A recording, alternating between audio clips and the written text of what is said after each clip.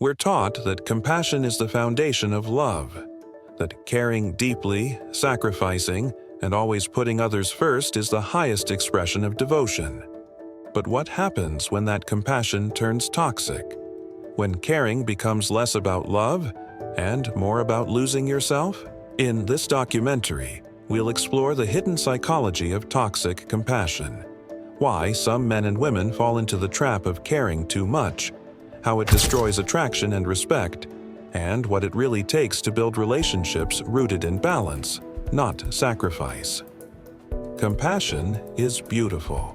It's what allows us to connect, to empathize, to support one another. But in relationships, compassion can cross a dangerous line. When one partner becomes the constant fixer, healer, or rescuer, the relationship shifts from equality to imbalance. The giver becomes trapped in a cycle of over-caring, while the receiver may grow dependent or even lose respect. This is what we call toxic compassion. On the surface, toxic compassion looks noble.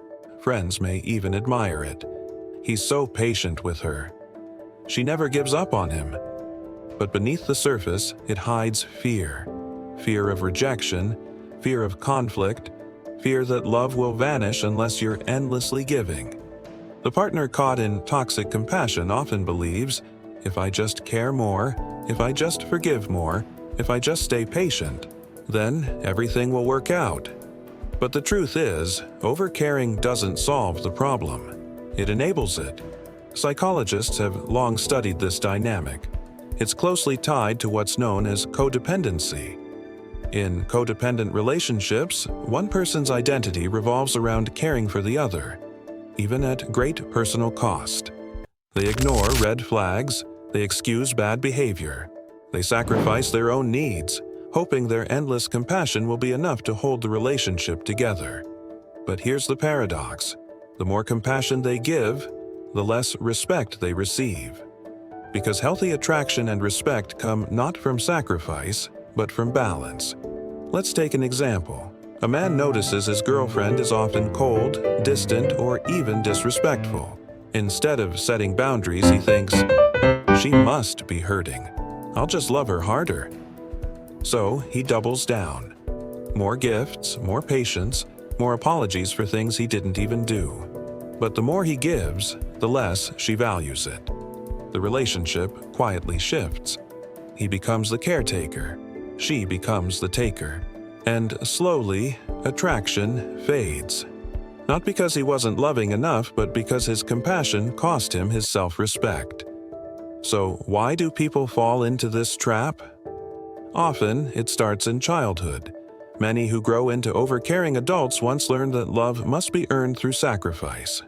Maybe they had a parent who only gave affection when they were helpful or obedient. Maybe they grew up believing that being good meant always putting others first. This wiring follows them into adulthood. They equate compassion with worthiness. And in relationships, they overextend themselves, believing that love is conditional. But this conditioning creates imbalance. And imbalance, no matter how compassionate, is not sustainable.